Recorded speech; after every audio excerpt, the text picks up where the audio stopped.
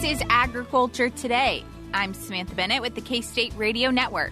Ahead of us on this Monday's program, we start with K-State livestock economist Glynn Tonsor. In this week's cattle market update, he explains that the most recent cattle on feed report showed declines that he has been expecting for a while now. Also ahead, K-State weed science specialist Sarah Lancaster and K-State environmental quality specialist Peter Tomlinson discuss cover crops. Peter shares that this fall and winter may not be the time to utilize cover crops due to limited precipitation on the outlooks. And Sarah explains how residual herbicides may only damage those cover crops further, depending on what crop is planted and what herbicides were previously used. We end with this week's wildlife segment where Drew Ricketts, K-State wildlife specialist, discusses trapping furbearer species and some of the misconceptions surrounding trapping. That and more is coming up ahead on Agriculture Today.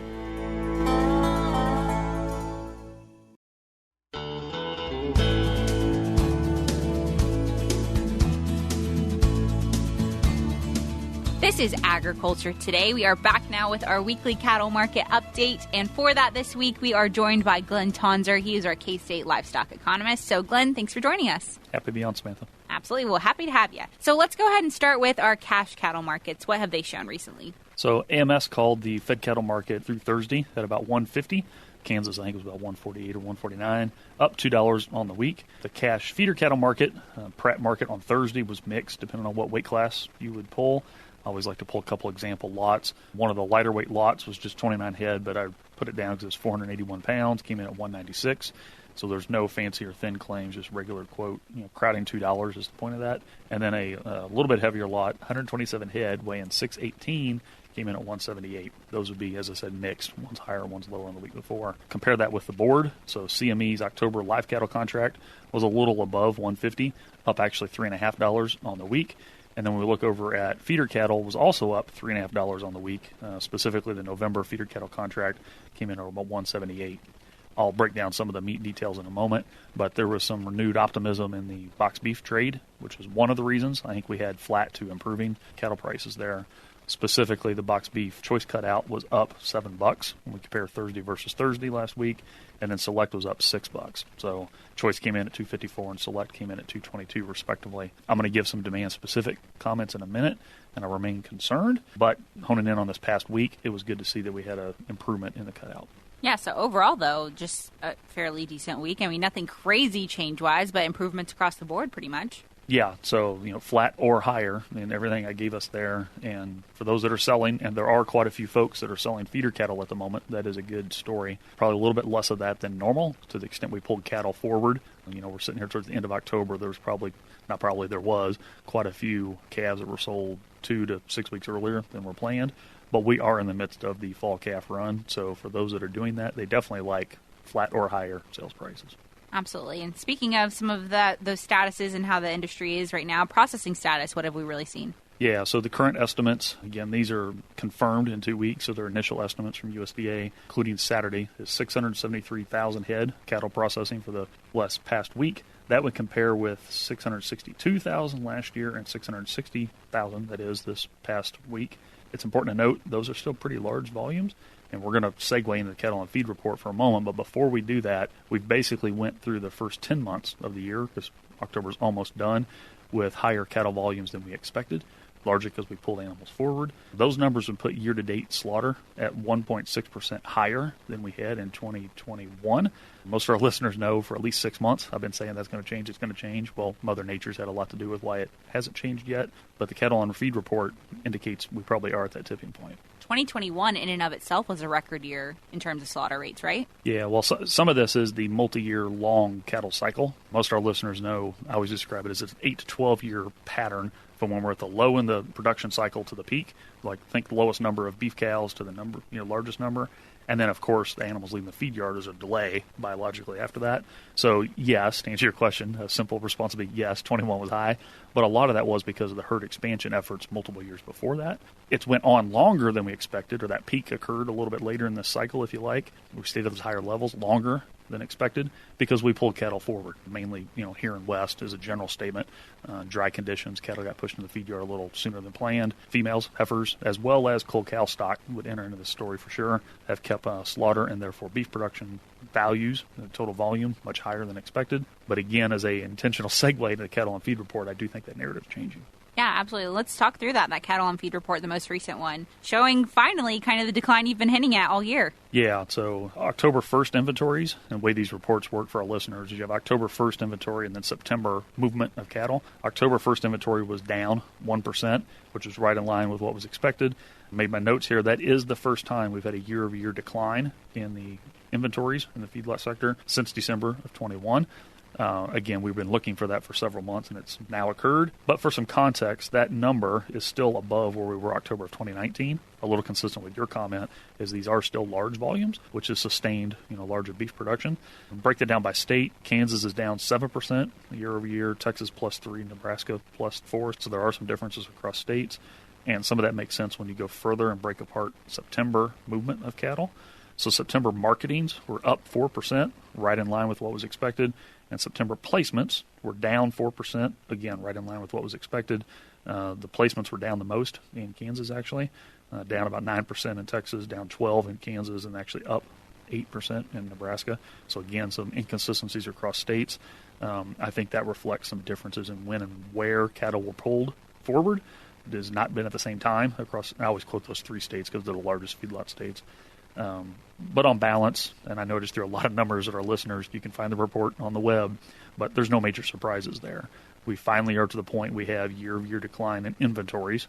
That's the most important part of that, but even that isn't a surprise. So the actual numbers, at least nationally speaking, were right in line with what was expected, and I don't anticipate it's going to be a big market-moving report. It does signal the tight supplies to come, so maybe deferred live cattle contracts will be up a little bit because of that, just thinking that cattle numbers are going to be lower. But overall, I would say it's a no surprise, probably not a big market event report. Sure. So from this point on, should we continue to kind of see this same declining trend probably? Yeah, my very broken gray shattered crystal ball that I always refer to these days would certainly indicate that, Samantha. And for some context, I wrote down LMIC's latest forecast. Most of our listeners know LMIC's on this segment regularly. I use their information regularly, so this is a shout out to them for all their good work. But for context on your question to me, for the fourth quarter of 2022, which obviously October is the first of those 3 months, we're looking at a 0.6% decline in fed cattle harvest numbers compared to the fourth quarter of 21. And that won't be enough to offset the fact that the first 3 quarters, and really the first 10 months, were up year over year. So on balance in 22, we're actually up 1.4% on harvest, to your point, compared to 21, like you mentioned a few minutes ago. But looking forward, so for the 8 quarters that span 23 and 24, year-over-year declines are forecasted. So when we look at the calendar year of 2023, LMIC is expecting 4.7% fewer animals to be harvested, coming in about 32.7 million would be harvested. Looking out to 2024, the decline grows. A little over 7% decline from those already lower numbers in 2023 would put the number harvested at about 30.3 million. And for quick context, that's if realized, if we get to 2024 and we have 30.3 million cattle harvested here, that'd be 4 million less than we had here in 2022. Some of this is just the reality of the 2-year lag, the biological process in the industry. And I think we're going to be talking about that and basically on balance confirming that over the next several quarters. Sure. And that was actually a great segue in terms of demand, what we'll see, how that'll interact with these declines in numbers as we, go into not only next year, but even beyond that as well. What does demand, though, look like presently? Yeah, and to set that up, why this is important is the pull down on supply. If demand holds flat, much less it's strong, then the pull down on supply is going to be very supportive of cattle prices. But if demand weakens a lot, then that could offset that, right? So any good geeky economist will point out you need to understand both supply and demand, and we spent a lot of time talking about the supply side here so far. To your point on demand, most of our listeners know I like to quote the Meat Demand Monitor. All that information is on our Ag Manager website, and it's beef and pork checkoff supported. The latest would be for the month of September. And for both retail, so think grocery store at home meat demand, as well as food service, so away from home restaurant channel demand, across the board, beef, pork, chicken, all the proteins we're looking at, we're down in September compared to August. On balance, I think that's consumers tightening their belt. Real wages have been declining for some time. When I say real wages is how far your dollar goes, so wages aren't keeping up with the cost of buying things due to inflation. In the retail side of things, demand in September of this year is now actually lower than year-ago levels. So not only was September weaker than August within 2022, but this most recent September was weaker than the year ago. That's definitely an example of tightening the belt. When we do the parallel year-over-year comparison for food service, we don't see that. So September of 22 is, while lower than August, still better than a year earlier. And I think a little bit of that is business travel has resumed, some white tablecloth. Some folks aren't quite as price sensitive if you're traveling for business than you are for your home and taking protein home for your family. So I think we're seeing some of those differences across market channel. But on balance, if I was to put a bow before I go any further here, is there's definitely some signals of softening meat demand. It's important to say I don't think people want protein out of their diet because we still have similar rates of interest in keeping protein in the diet. Self-declared diets, those kind of things are not changing. I think it's simply real wages aren't keeping up. I guess price really is the driver here at this point. I mean, we're seeing substitutions and things like that, but most of them is just based on price alone. Yeah, so one of the things we track in the meat demand monitor is called protein values, and it's a list of 12 things, and I ask, what are the 4 most important in your protein purchasing decision? And before I even give you the list, it's important to recognize that's a forced choice, so you can't tell me all 12 are important, and price regularly shows up as one of the 4 most. That's not surprising. I didn't share anything enlightening there, but the rate that it's selected in the top 4 is growing. So price is important. Taste, safety, freshness, and price often are the top 4. And that statement hasn't changed, but the magnitude that's placed on price is growing. Things like convenience, origin traceability, environmental impact, other things that are on that list of 12, while they can matter for some, they tend not to rank as high as those other 4. And in this era of, I'll just call it adapting to inflation, the importance of price continues to grow. If you want a long-winded version of that, even longer than I just gave you, myself and Jason Lusk at Purdue University have been doing a lot of related work with the pork industry, some projects for the National Pork Board. There's related reports that are up on our Ag Manager website. But the punchline would be, in periods of elevated inflation like we're living through now, price, in that case for pork, tends to grow in importance. Absolutely. Well, Glynn, thank you so much for the insight you provided today. I know listeners really appreciate it. Thanks for having me on, Samantha. Absolutely. Once again, that was K-State livestock economist Glynn Tonsor for this week's cattle market update. We will be back with more shortly on Agriculture Today.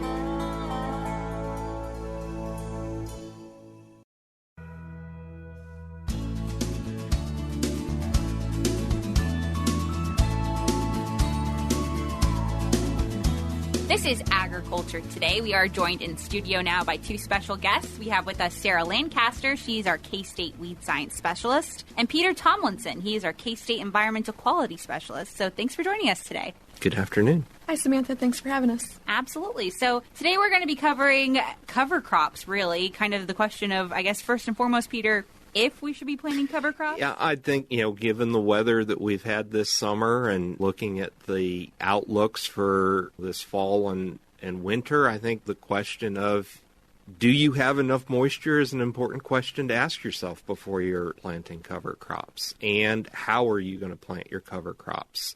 Do you plan to drill or broadcast? Both of those have considerations. Broadcast is there enough moisture right at the surface to germinate the seed? And if you're drilling it, we've got to be cautious. And, I ran into this in a research study. We drilled in a really dry fall, and, you start running a 10 or 7.5 inch drill across that field, you're really destabilizing a lot of your crop residues. So the question to ask yourself is, can you get that cover crop growing this fall and get enough growth on it that you can counter the disturbance to the existing crop residue? Or are you going to set yourself up for potential wind, erosion issues, blowing residue issues that may be a bigger problem than you're gaining from the cover crop? And it's here in Kansas where, we're not blessed with plentiful moisture, and particularly the way things are looking this fall. I think it is a very important question for producers to be asking as they think through their decision-making process about cover crops. Right, because the benefit of cover crops, right, is if they're establishing correctly, is they do provide that cover, for lack of a better word, to kind of protect that soil and add back into it maybe in some ways? Yes. I mean, the benefits of a cover crop, if you can get it established, is that you're providing, growing material at the surface. You've got growing roots in your soil. That would be a benefit of this year, particularly if you had a failed crop and you've got a lot of nutrients. If you think there'll be moisture this winter, being able to capture those nutrients and retain them in the plant residue rather than seeing them leach below the plant rooting depth, that would be a real benefit of the cover crop. But it comes back to the question, can you get that cover crop to grow to a point that it will be able to carry out those important functions? I mean, with lack of moisture, there's also concerns, obviously, with herbicides being left behind, right, Sarah? And with cover crops, that's something we need to take into account.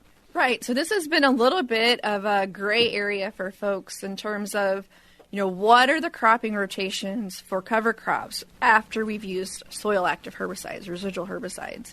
Most of the herbicide labels don't say a whole lot about it.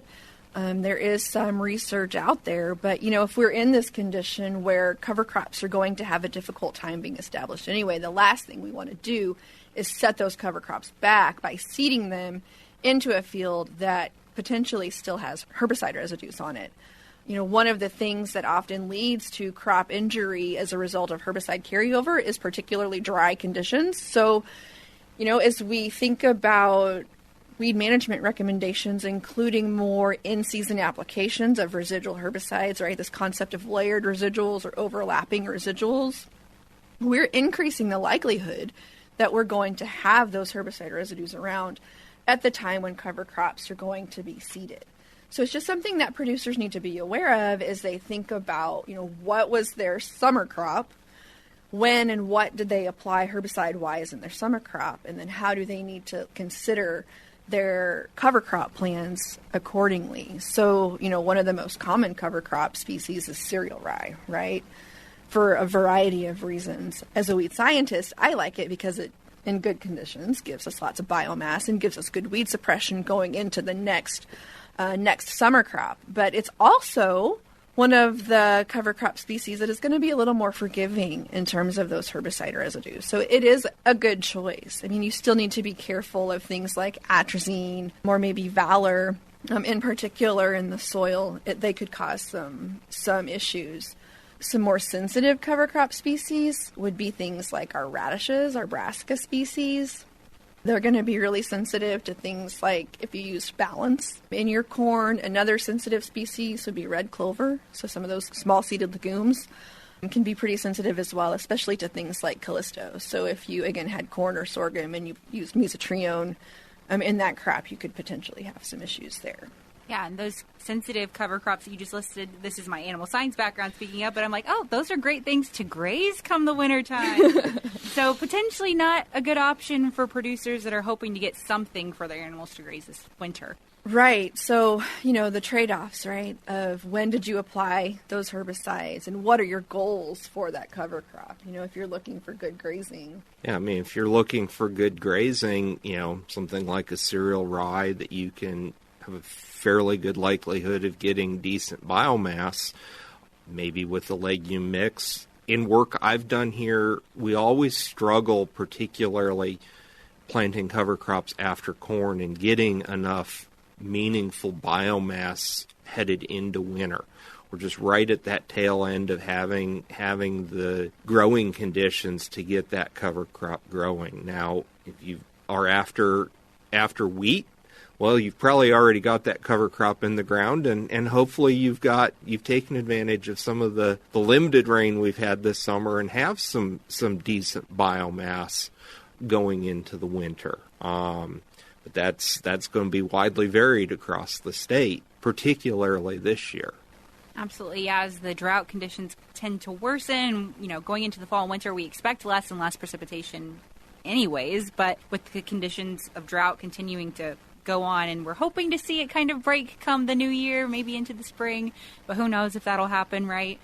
But yeah, it's just something to keep in mind. And you guys put together this e-update, an article dealing with exactly this, and you've made a really nice visual guide with these herbicides to kind of let producers know this may not work. You've used 3 different colors. Kind of explain those to us, Sarah. Yeah, so in the e-update, we went through kind of a stoplight system, right? Red, yellow, and green. So if you have red on the table, so something like a red clover Callisto combination, that means there's a lot of evidence that that's not going to lead to successful establishment.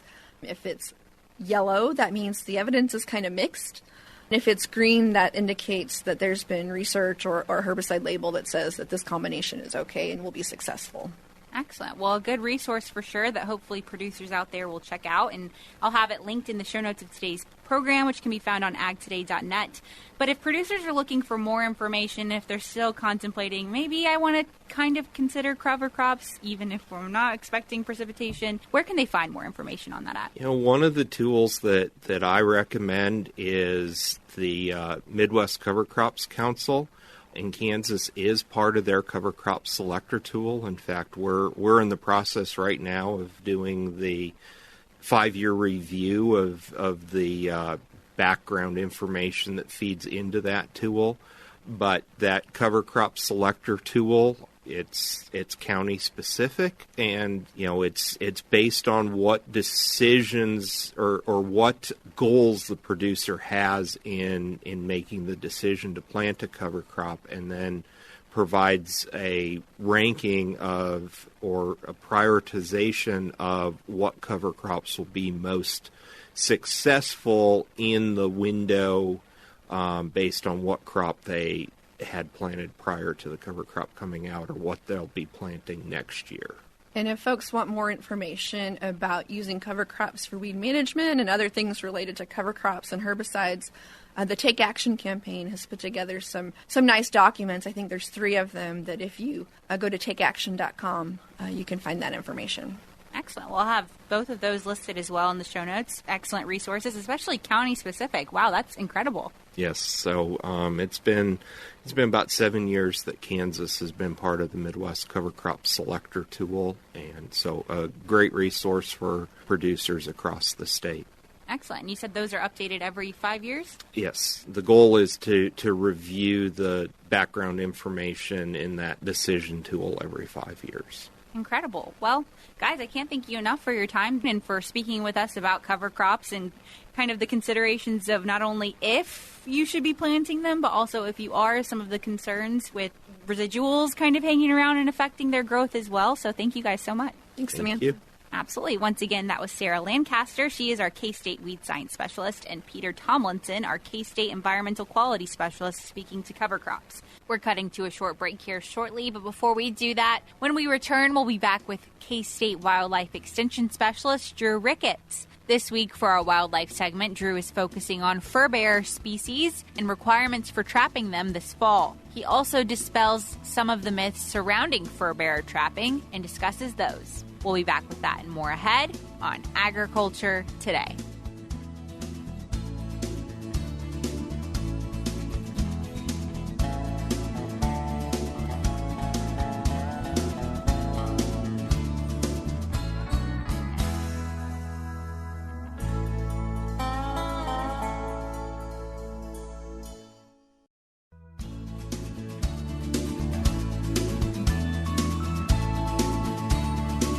This is Agriculture Today. For Samantha Bennett, I'm Ag Today intern Katie Figge. Joining me in studio today is K-State Wildlife Extension Specialist Drew Ricketts with our weekly wildlife segment. So Drew, thanks for joining us today. Yeah, thanks for having me. So today we will be talking a lot about furbearer trapping. So to give us a little bit of an introduction, what is furbearer? Well, a furbearer is one of the species of wildlife that is taken or harvested for its fur. There's several different species in Kansas. We have 13. In North America in general, there would be about 26. So the different species that we have in Kansas would be a badger, a beaver, a muskrat, otter, raccoon, opossum, mink, bobcat, red fox, swift fox, gray fox. And there's probably some more that I forgot to list, but I've lost track of which ones I've said. Coyotes are not listed as a furbearer in Kansas because they have different regulations, but they're also a species that's harvested for fur. Wow, that's awesome that you can list all those off the top of your head. What's the exact trapping season for these animals? Yeah, so fur harvesting season runs from November 16th through February 15th for most of the fur-bearing species. Beaver and otter are allowed to be harvested through the end of March. So in terms of getting ready for trapping season, what does a trapper need in terms of education and or licensing? Sure. To be eligible to purchase a fur harvester license, which would be the license, most folks would need, and to do that, they basically need to go to the Kansas Department of Wildlife and Parks website and sign up for an online fur harvester education class. Can you talk maybe about some of those misconceptions around trapping? Yeah, when I talk to folks about trapping, and not just me talking to folks, in general, we hear lots of misconceptions about trapping. One of those is based on a lot of the cartoon footage that we see in those things. A lot of the traps that we see depicted on television have teeth. Some of them actually look like a monster's mouth, and we see that depicted. And that's a huge myth and misconception. There are what we call best management practices that have been developed based on research on how to make traps more humane for the different species, also how to make them more selective so that we're not accidentally catching species that we don't want to be catching, and those sorts of things. And based on those best management practices, we're not allowed to have any traps in Kansas that have teeth on them. So that sort of dispels that myth. In terms of selectivity, traps can be at least very selective for the species that we want to trap them with. And we probably don't have enough time to talk about how they're selective. But just to reinforce that, during the trap tests that they've done for the best management practices, only 5% of the captures in any traps were domestic species like dogs or cats. And of those species, none of those individuals had injuries that they needed to go to a veterinarian for. Awesome. So for our listeners today, what's some of your best advice for somebody going out for trapping season this year? Sure. Education is important. Finding areas where the species that they might be looking for, the species that they're trying to target, could be abundant. Look for sign. That's going to be tracks and scat and those sorts of things. Also, reach out to producers in the area that they might know. See if there are producers who are needing help with problems that are caused by fur bearers, because that's an important role that trappers play that maybe we'll get into a little bit more in another segment, is helping producers or landowners with problems that nuisance wildlife can cause sometimes. Gotcha. And where can our listeners find more information about trapping season for this year? Sure. There is a lot of information on the Furbearer information page with Kansas Department of Wildlife and Parks. So their website is ksoutdoors.com. You can also find a lot of information about fur bearers and trapping them at wildlife.k-state.edu, which is our wildlife management page. Fantastic. And those links will be found in the show notes of today's program, as always, and that can be found on agtoday.net.